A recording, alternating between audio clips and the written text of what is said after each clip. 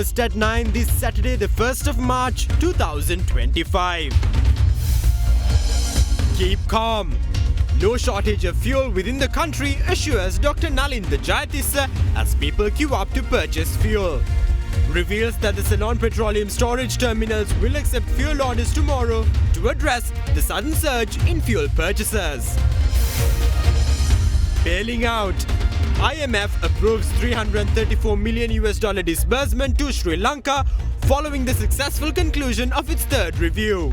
$1.34 billion disbursed by the IMF to Sri Lanka so far. The comeback. Sri Lanka's external sector continues positive momentum in January 2025. Purchasing Managers Index for construction also expands to 52.9, reports the central bank. The crackdown. 12 suspects nabbed over the murder of Ganemulla Sanjeeva. Matra magistrate meanwhile bans foreign travel for former IGP Deshabandhu Tendakon over the 2023 shooting. Chilo Dairy, Sri Lankawama Kiren Perata. Obe Vishwase denu Sensodyne, then Nagamati Pharmacy in Labagata Hacker. Kanta parisang karagathot? Api parisang. ඉතින් මොකටද නිකන් නාගන්නේ? ස්වදේශී කොහොඹ lemongrass අද කාලෙට ෆ්‍රෙෂ්ම විසඳුම. From Derana, this is Derana First at 9. Live from Studio 24 in Colombo. Good evening and welcome to Derana First at 9. I'm Aditya Drisingha joining you live with the latest in Sri Lanka and around the world. Brought to you by the only Sri Lanka media network to rise to the pinnacle across all media platforms, recognized as the best by every survey and beloved by the people. Now, your top story tonight, bringing back several unpleasant memories. Sri Lanka saw the resurgence of queues at filling stations today with the CPC's announcement of a revision to the petroleum dealers' compensation formula. The chairman of the Ceylon Petroleum Corporation, DJAS Rajakarna, however, claims there is no cause for panic since the country has adequate fuel stocks. Disregarding the government's decision, however, the Petroleum Dealers Association stood by their decision to not order further fuel stocks today, even challenging the government to revoke their licenses if they so dare. The Ceylon Petroleum Corporation announced yesterday that it will abolish the 3% discount provided to fuel distributors and replace it with a new formula. Off the back of CPC's decision, the Petroleum Dealers Association announced yesterday that it will withdraw from ordering further stocks. The association claims that the decision was approved by its members. අවසාන වශයෙන් අපි ගත්ත තීරණයක් හෙට ඉඳලා අපි ගාව තියෙන තෙල් විකුණනවා මිසක් අපි ආපහු නැවත මේ ප්‍රශ්නේ අපිට සාකච්ඡා කරලා යම්කිසි විසඳුමක් පාර්ශ්ව විසින් ලබා දෙන තාක් කල් අපි ආපහු නැවත තෙල් ඕඩර් කරන්නේ නැහැ කියලා මේ කිසිම බෙදුම්කාරීත්වයක්. This announcement by the Petroleum Dealers Association prompted long queues at filling stations from yesterday.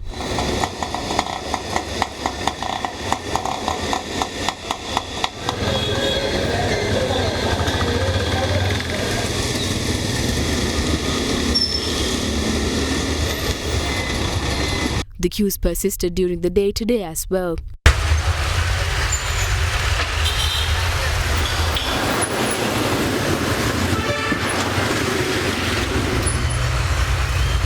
In the meantime, the Petroleum Dealers Association shed more light on the current developments pertaining to the ongoing fuel issue today. අපේ වැඩි හරියක් බෞද්ධරයක්ම තියෙන්නේ පිරෝම්හල් load 15ක් 6600 15ක් විකුණන ක්‍රමයක් තමයි තියෙන්නේ. ඉතින් මේ 6600 පෙන්වනවා මේගොල්ලන්ගේ තියෙන ගණන් ශාස්ත්‍රය අනුව ඒ නව විද්‍යාත්මක ක්‍රමය අනුව මේ පිරෝම්හල් හිමියට අයිති වෙන්නේ මාසෙ අන්තිමට රුපියල් 62333ක් වගේ ගාණක් තමයි ඉතුරු වෙන්නේ. මම අහන්න කැමතියි මහ ජනතාවගෙන් මේ වගේ ව්‍යාපාරයක් තවදුරටත් අපිට කරගෙන යන්න පුළුවන්ද කියන එක. කිසිම ඉන්ධන හිඟයක් නැහැ. ඉන්ධන තියෙනවා සංස්ථාව සතුව. අද දිනේ ඊයේ දිනේ ඇනවුම් කරපු ඉන්ධන පෙරමුම් වලට ලැබෙයි. ඊයේ මධ්‍යම රාත්‍රියේ සිට තමයි ඉන්ධන ඇනවුම් කිරීම සම්පූර්ණයෙන්ම අපි නැවැත්තුවේ. ඉතින් ඒ සම්බන්ධයෙන් එන ඕනෑම ගැටලුවකදී සභාපතිතුමා සහ කර්මනාර අධ්‍යක්ෂවරයා වගකීම් බාර ගන්න ඕනේ. ඒ කියන්නේ ජනතාව කියන විදිහට බලපත්‍ර හොසි කරත් මේ වැඩේ ආණ්ඩුවට කරන්න පුළුවන් කමක් ඒ කියන්නේ ප්‍රායෝගිකව නැද්ද? ආණ්ඩුවට පුළුවන් නම් කරන්න කියනවා අපි. ඒක අභියෝග කරනවද? ඔව් අපි කරනවා. However, Chairman of Ceylon Petroleum Corporation, DJAS Rajakarna, stated that there will be no fuel shortage in the country. අපි දැන් තීරණය කරා හෙට දවසෙත් තෙල් ඉෂුව කරන්න. We decided to issue fuel stocks tomorrow as well. We have received 500 orders from the Western Province alone. We will be able to issue the same amount we issued today, tomorrow as well. There will be no fuel shortage. However, an issue might arise if the public hoards fuel, prompted by unwarranted panic. Vice President of the association, Kusum Sandanayaka, and a member named Shanta Silva of the Petroleum Dealers Association said that they will withdraw from ordering more fuel stocks. The public must know that these two individuals are owners of Lanka IOC refueling stations. These two individuals have bought stocks today as well. Shanta Silva purchased 5 IOC loads from the terminals in Trincomalee and Kolonava. Kusum Sandanayaka has bought 6,600 litres of diesel from the Kolonava terminal and 19,800 litres of petrol from the Trincomalee terminal. Diesel litre 6,600ක් අරන් ගින් තියෙන කොළොන්නාවෙන් petrol 19,800ක් ගෙනල්ලා තියෙනවා. This morning, fuel buses were seen leaving the Kolonava and Muthurajawala terminals as well as other terminals across the island.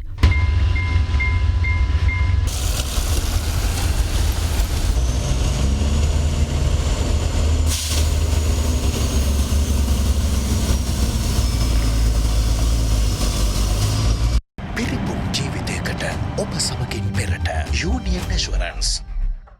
චන්දුරුසුමේ කාගෙන් මනාපේ සිග TV සඳහා සුපිරි deal.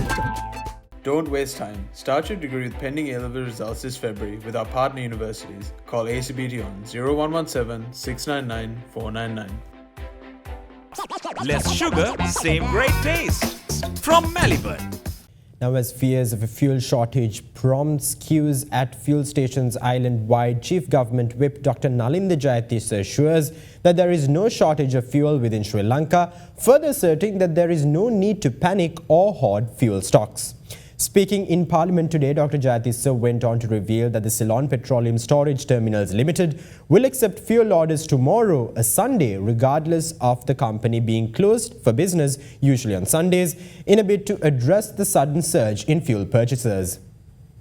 Long queues have started to form at filling stations from yesterday. People demand to know what caused this panic and what measures the government will take to address it. In terms of a reason, unlawful practices are what led to these queues. We are rectifying those issues at the moment. This matter directly relates to taxation. I believe the Deputy Minister of Finance will elaborate on this at length. Firstly, there is no shortage of fuel in the country. On the 25th of February, we informed distributors that we will be charging them. The relevant legal matter was taken up in the Court of Appeal on the 28th. Fuel distributors did not raise an objection in court while the matter was being heard. Now, a group of distributors have unilaterally decided to not distribute fuel. Those distributors have spurred panic among the public on social media. A small group triggered this widespread panic within society of a resurgence of fuel queues. All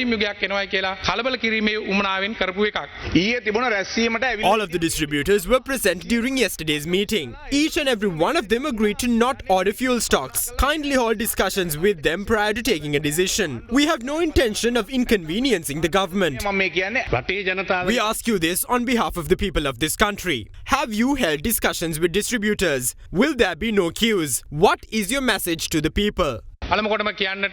Firstly, I must reiterate that there is no shortage of fuel. We will never let the country run out of fuel. Secondly, we are always open for discussion. This attempt at triggering panic within society by creating an artificial fuel shortage could be a politically motivated act of sabotage or conspiracy. If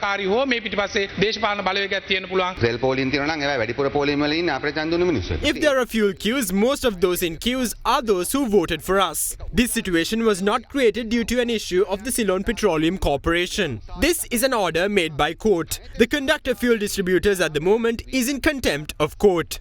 Say for example that the cost incurred by the Ceylon Petroleum Corporation per litre of diesel is 120 rupees.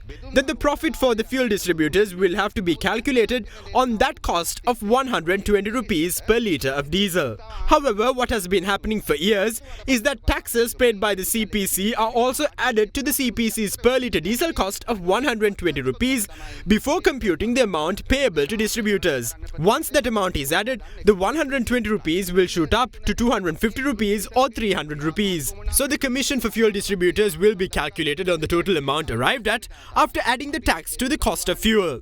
3% of 120 and 3% of 300 are two very different things. Should a government with an overwhelming mandate vested by the people bow down to the business interests of a few? We would like to assert to the distributors in question that as a government, we will act in accordance with the court order. We will not allow them to tread down the wrong path. This error was noted by previous governments as well. They are robbing the people blind. මේවා ජනතාව සූරා කරන මංකොල්ලකාරීත්වයක් මේ තියෙන්නේ. අපේ සභානායකයෙක් මමත් එකග වෙනවා. I agree with 90% of what the leader of the house said. During our regime, VAT and other taxes were imposed on fuel. However, we disregarded those taxes imposed when calculating the 3% commission for shed owners. The Minister of Power and Energy should expand on the matter. The CPSTL does not distribute fuel on Sundays. The subject minister must reveal if fuel will be distributed tomorrow as well to address this matter. හෙට දවසේ තෙල් ටික බෙදනවද? ආණ්ඩුව දැනගන්න ඕනේ හෙට ඉරිදා. අද ඇල්ලට තියෙන එක සෙට් එකයි. අද සංචාරකොට ගහගන්න විදියක් නැහැ ඇල්ලේ. ඊයේ ඇතිවෙච්ච ප්‍රශ්නයේදී ජනතාව වැඩියෙන් තෙල් මිලදී ගැනීම නිසා Since people increased their fuel purchases owing to widespread panic yesterday, we accepted orders today as well to address the situation. We will evaluate the situation this evening. Orders will be accepted on Sunday, though orders cannot usually be placed on Sundays. There is no shortage of fuel. There is no point in pumping extra fuel. There is no need to panic. කලබල වෙන්න එපා කියන එක තමයි මම කියන්න කැමතියි. Now, the International Monetary Fund has approved and completed the third review of Sri Lanka's 48-month extended fund facility, enabling an immediate disbursement of approximately $334 million. This brings the total IMF financial support for Sri Lanka to about $1.34 billion since the program's approval in March 2023. On the 20th of March 2023, the Executive Board of the International Monetary Fund approved a 48-month extended arrangement of around $3 billion to Sri Lanka under its extended fund facility. Thereby, Sri Lanka received the first tranche of the IMF bailout package totaling $333 million on the 21st of March 2023. Thereafter, the second and third tranches totaling $337 million and $336 million respectively were disbursed by the IMF during the last 2 years. Meanwhile, discussions concerning the third review of the IMF were held at the Presidential Secretariat recently. Speaking in Parliament yesterday, President Anro Dissanayake said that the report relating to the IMF third review had already been submitted. Issuing a statement last night, the International Monetary Fund stated that the Executive Board of the IMF has completed the third review under the EFF arrangement with Sri Lanka. To that end, Sri Lanka is expected to receive a total of $334 million, bringing the total IMF financial disbursements up to $1.34 billion. According to the IMF, the performance of the country under the program has been strong. The statement issued by the IMF added that all quantitative targets for end December 2024 were met, except the indicative target on social spending. The organization also highlighted that most structural benchmarks due by end January 2025 were either met or implemented with delay, while ensuring that the recovery efforts are gaining momentum. The Deputy Managing Director of the IMF Executive Board, Kenji Okamura, stated that the reforms in Sri Lanka are bearing fruit and the economic recovery has been remarkable, with inflation remaining low and reserves continuing to accumulate. The IMF further added that as the economy is still vulnerable, sustaining the reform agenda is critical to put the economy on a path towards lasting recovery and debt sustainability. The important aspect as of now is to prepare the economy to take off, to reach the level that we are seeking for. Given the situation Sri Lanka was in, government took several rational measures in order to stabilize the economy. One of them was to stay within the IMF program. Another was to facilitate the debt restructuring program. In this process, there are several priorities as a government that we need to look into. One of them is the creation of macro level stability. The present government was able to achieve that objective within a short period of time, and we are directing and navigating the economy in the correct trajectory, allowing businesses to perform at their best capacity, state institutions to provide the regulatory framework. For this country to progress, we need to improve our level of governance, our transparency, accountability as institutions and politicians. Government's approach is to prioritize on the people's needs as the first item. That is where we negotiated with the IMF team within the framework wherever possible to provide relief, to facilitate the requirements of industries. The focus on fiscal discipline is another important area as a government that we focused on to ensure no wastage of public money. We need to take this economy from where it is now. Within the next 5 years, by 2030, our exports to grow from $20 billion to over $40 billion. And the fourth review of the IMF program is scheduled to be started soon. We are determined to continue on the achievements that we have made as a government so far. Now, meanwhile, opposition leader Sajid Premadasa asserted that the current government is incapable of fulfilling the pledges they made in the lead up to the presidential and general elections. The opposition leader made those remarks at a meeting in Horowpathana yesterday. Activists and candidates expecting to run for local government office representing the Samagi Jana Balawegaya in Horowpathana convened yesterday to discuss matters pertaining to the upcoming local government election. The meeting was held under the patronage of the leader of the Samagi Jana Balawegaya, Sajid Premadasa. Farmers have been rendered helpless today. They haven't received the fertilizer subsidy on time. They haven't received high-quality tools. They haven't even received compensation for the crop damage caused by wild elephants. There is no fair certified price for paddy. But we saw them crying loudly on behalf of all farmers when they were serving in the opposition. They said they would increase the certified price of paddy to 150 rupees. They said they would legalize it through an act of Parliament. However, after securing the presidency, they reduced the certified price of paddy to 120 rupees. The paddy harvest per acre has decreased due to disasters and crop damage that occurred in the recent past. Now the time has come for the present government to answer all farmers. We have to issue a signal to this government. The best time to signal the government as such will come in the near future.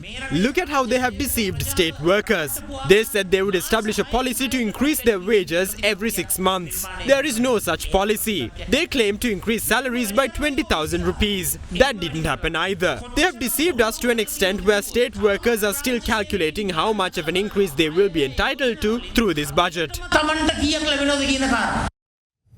Now, leader of the Sarvajana Balaya, parliamentarian Dilith Jayavira claims that personality development, leadership development and spiritual development hindered by Western education can only be fostered by Dhamma school education. During an event in Madhavachia, Jayavira called on the government to increase the yearly allowance granted to volunteer Dhamma school teachers. The annual prize-giving ceremony of the Sangili Kanadurava Sri Sumana Dhamma School in Madhavachia was held yesterday with leader of the Sarvajana Balaya parliamentarian Dilith Jayavira gracing the occasion as the chief guest of the event. Deputy leader of the Sarvajana Balaya S.M. Chandrasena and the party's Anuradhapura district leader S.M. Ranjit also participated in the event.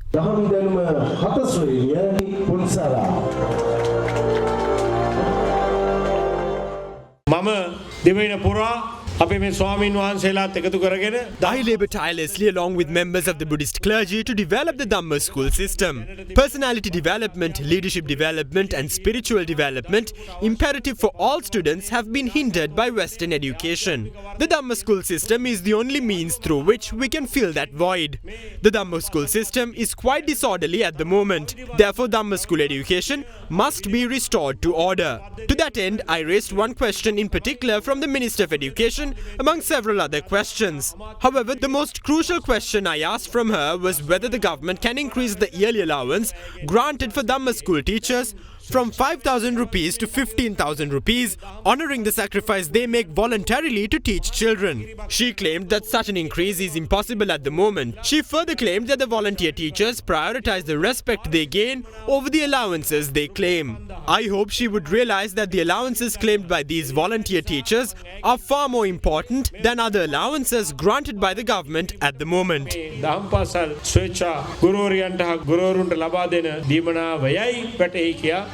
Fast track your career from O levels with eSoft. Diabetol සීනි වලින් පරිස්සම් වන ඔබට අමතක නොවන පෝෂණය. Kelani wire කිසි ගින්නක් නැහැ. කිසි ගින්නක් නැහැ. Kelani Fire Shield Wire. Malibu chocolate cream, inguru and lemon puff. Less sugar, same great taste. Breakfast from Melbourne. Responsibility to look after our health. The best nutritional supplement for diabetic patients with no added sugar. Melbourne Vitagen. Stay healthy for a good reason.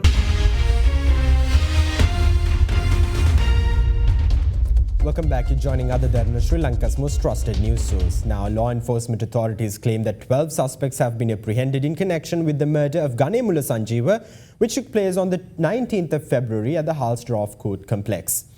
The number of arrestees shot up to 12 consequent to the two suspects being apprehended yesterday by the Colombo Crimes Division in Minuwangoda for facilitating the murder. A week ago, notorious underworld kingpin Ganemulla Sanjeewa was gunned down at Halsdorf Magistrates Court No. 5 by an assailant who entered the Magistrates Court complex disguised as a lawyer. The assailant, who fled the crime scene immediately, was arrested by the police special task force later on the same day in Palavia Putlam, along with the driver who drove him. According to the latest investigation-related updates, the Colombo Crime Division arrested 2 additional suspects in connection with the murder of Ganemulla Sanjeewa yesterday in the Minuwangoda area. The first suspect was identified as a 28-year-old resident of Minuwangoda, while the second suspect was identified as a 31-year-old resident of Dunagaha. Both arrestees were taken into custody for allegedly providing SIM cards used to facilitate the murder. The police media division reported that 12 suspects, including 2 police personnel, have been apprehended so far in connection with the murder of Ganemulla Sanjeewa. The police further claimed that the female accomplice who aided the murder by smuggling the murder weapon into court, identified as Pinnapura Devage Ishara Sewandi, has not yet been arrested.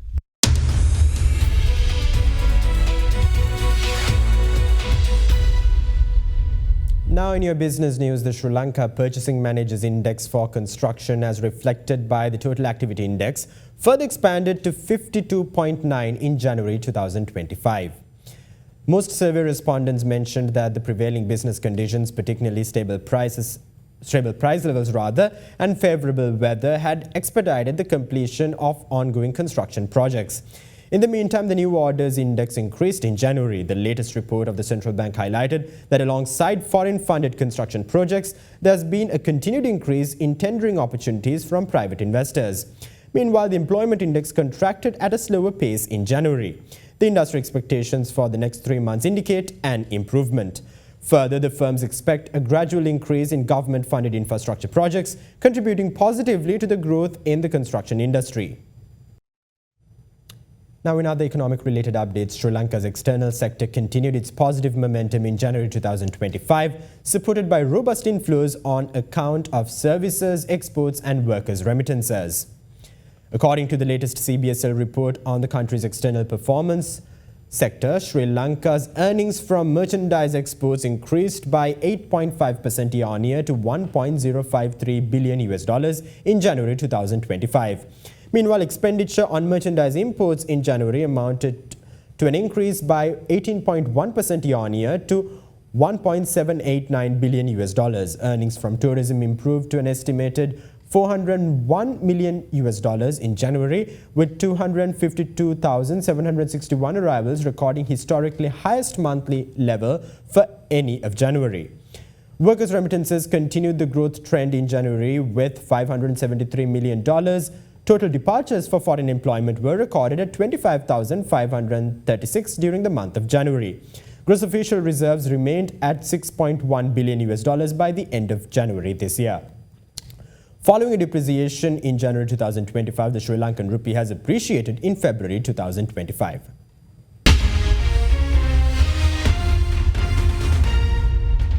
Welcome back. Now, in further law and order related updates, the Mathura Magistrates Court imposed an overseas travel ban against former IGP Deshabandhu Tennakun, who is currently evading arrest over the fatal Waligama shooting in 2023. This directive was issued today following a request made by the Criminal Investigation Department. On the 31st of December 2023, a group of police officers attached to the Colombo Crimes Division was deployed to Mathura Waligama on a special assignment to apprehend close associates of underworld Don Nadul Chintaka alias Harakkata. The police officers claimed they were fired upon by shooters within a hotel by the side of the road, which prompted the officers inside the van to return fire. Thereafter, a mobile patrol vehicle of the Waligama police arrived at the scene and opened fire at the van carrying the officers of the Colombo Crimes Division, mistaking them for criminals. In the shooting, 2 officers who were inside the van were injured, including one police officer who succumbed to his injuries upon hospitalization. The verdict of the magistrate's inquest over the murder was issued on the 27th of February, approximately a year after the Mathura magistrate's inquiry regarding the police officer's death. The issued verdict stated that the police officers of the Colombo Crimes Division were deployed to Mathura illegally. Upon the available evidence, the Mathura magistrate deemed the incident a crime and ordered the Criminal Investigation Department to apprehend and produce before court 8 suspects, including the then Acting Inspector General of Police, Deshabandhu Thenakon. 4 teams of the Criminal Investigation Department were deployed for the task. The teams conducted extensive searches covering 2 houses owned by former IGP Deshabandhu Thenakon in Hokandara and Giriulla. However, the teams were not able to locate the former IGP. Meanwhile, today in Parliament, Deputy Minister of Public Security and Parliamentary Affairs Sunil Watagala stated that former IGP Deshabandhu Thenakon, who has an open warrant against him, is evading the police. මෙරටේ police දෙපාර්තමේන්තුව පාවලා දීලා police ප්‍රතිගම කොන්ත්‍රාත් වලට යට කරපු මහත්තයෙක් දැන් හැංගිලා ඉන්නවා. මාතර අධිකරණයෙන් දැන් අත්අඩංගුවට ගන්න නියෝග කරලා තියෙනවා. ඒ අයව හොයන්න පොලිස් දෙපාර්තමේන්තුව ස්වාධීනව වැඩ කරගෙන. According to the latest updates concerning this matter, the Mathura Magistrates Court today imposed an overseas travel ban against former IGP Deshabandhu Thenakon, following a request made in that regard by the Criminal Investigations Department. Now, concerning law and order, parliamentarian of the Samagi Janabalawegi Nizam Karyapar called on authorities to proceed with the trial pertaining to the central bank bond scam in the absence of Arjun Mahendran, the former central bank governor implicated in the bond scam. Here's a look at that and more remarks made in today's parliamentary debate on the allocation of funds for the Ministry of Justice and National Integration. The long-forgotten murder of Dinesh Shaft, a crime shrouded in mystery but clearly falling into the category of organized crime. Yet to date, no suspect have been identified. And then the infamous central bank bond. The authorities must proceed with the trial in absentia under the provisions of the Code of Procedure Code. We can't wait till Arjun Mahendra comes. It must start off in absentia. Extraditing a suspect is an unachievable task in the current state of justice system. And now the recent series of killing clearly points to the organized crime. It seems the people behind these murders are deciding who should be arrested and who should not be arrested. Look at how easily the shooter was arrested. Yet the woman who coordinated the attack, who is in the center of all the key players in the Hollywood-style shooting, remain untouched.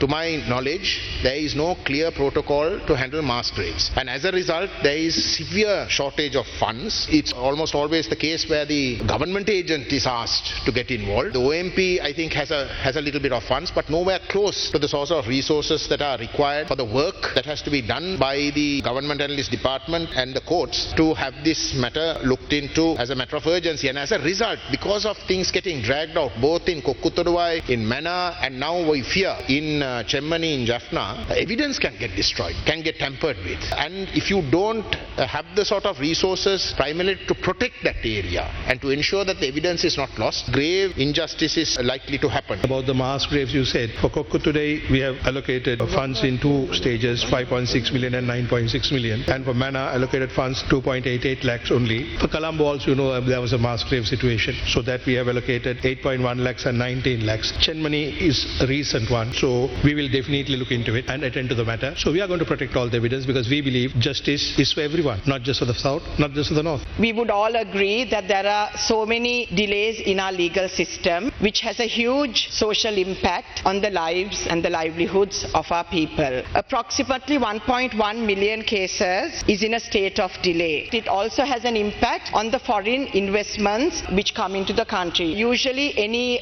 foreign investor, before they invest into a country, when they carry out their due diligence, when they carry out their market research, they look into the World Bank's ease of doing business index. So when you look at that, Sri Lanka is very low in this index, mainly because the period taken for contract enforcement is very long. If we want more investors to come into our country, we definitely need to speed up our judicial process. 30% of your budget is with regard to prison and prison reforms. If you can take the magazine prison, if you can shift that, those resources can be used issues, and you don't have to have presence in urban areas. If you can create more presence in other areas, the facilities can be given. If you take the conditions of prisoners today, they don't have basic water and sanitation. I respectfully urge you to look at these issues which I raised, which I'm sure will strengthen the legal process in this country. And prisoners, you are trying to create a better society, and they are sent to prison so that they'll reform. But unfortunately, what is happening today is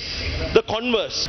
There are a lot of staff shortages in the prisons, but we have recruited 142 prison guards last month and plan to recruit another 205 prison guards this year. 400 million rupees granted to develop the sanitary issues in island-wide prisons. Valigat is also included, and the work is ongoing, working with the water board. Also, capacity increasing. Palakale prison, we are spending 450 million. Veeravilla 30 million. Maharat 220 million. Aludura Batrakan, others 500 million. UDA gave 200 acres in Horana for the shifting, because not only Valigat is outdated and overcrowded, human rights aspect need to be looked after. They need more space. So I think very soon we have started. The groundbreaking project has started. We are planning to move it to Horana. These things are in the pipeline.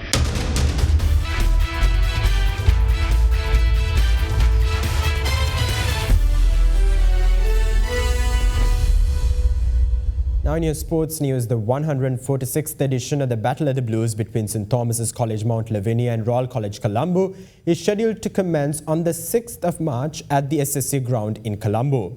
George Stewart Health and Pulse.lk have joined hands with other main sponsors in powering this battle between leather and willow.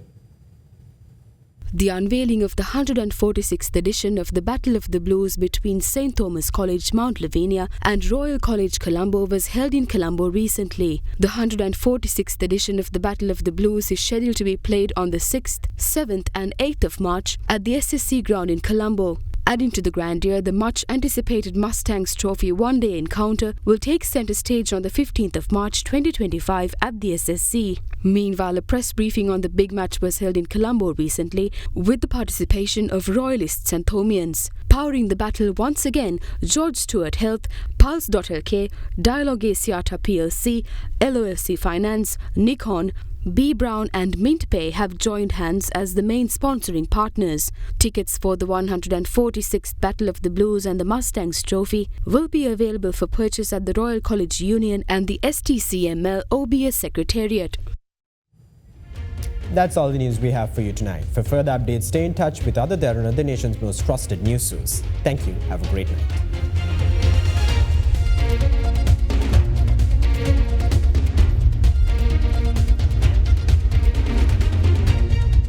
For news and information you can trust 24 hours a day, visit adaderana.lk.